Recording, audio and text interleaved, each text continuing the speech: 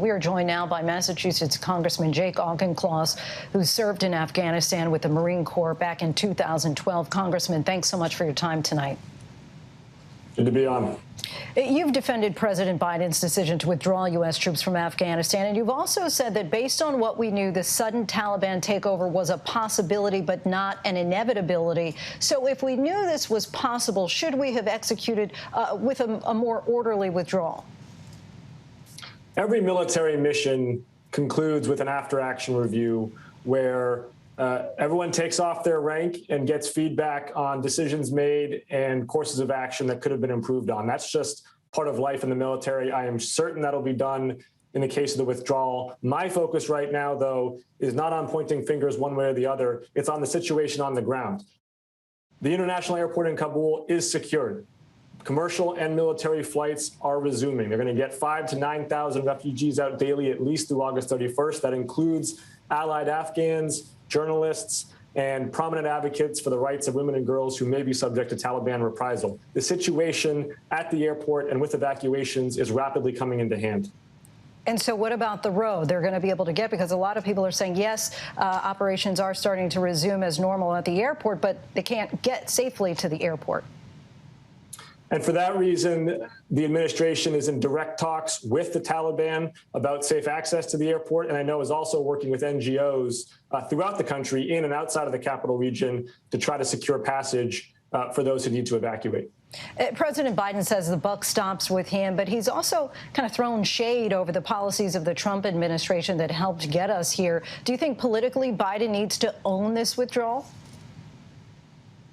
Again, the politics in Washington should not be the focus right now. We've got a dynamic situation overseas, and politics should stop at the water's edge. What's important is that we are evacuating American personnel, that we're evacuating Afghan allies, and that this president, as commander-in-chief, has taken ownership, finally, of a failed forever war. He made the high-integrity decision that he was not going to hand off a boondoggle of a counterinsurgency to a fifth administration, and for that, he does deserve credit. President Biden also stated that the mission in Afghanistan was always to get Osama bin Laden. Of course, as we stated, you served in 2012 after his death. What did you think the mission was? There was no mission by the time I was there, and that is really the foundational failure of Afghan foreign policy over the last 20 years. What began right after 9/11 as a tightly scoped counterterrorism mission focused on denying a base of operations for terrorists and for bringing to justice the architects of 9/11, mutated under Bush and Cheney and Rumsfeld into this counterinsurgency with no endgame. Because to win a counterinsurgency, you need to counter the insurgents, and you counter the insurgents with a local government capable of providing basic services, rule of law, a civil society in which individuals can flourish. None of that emanated from central government in Afghanistan. Instead, they devolved into incompetence and corruption.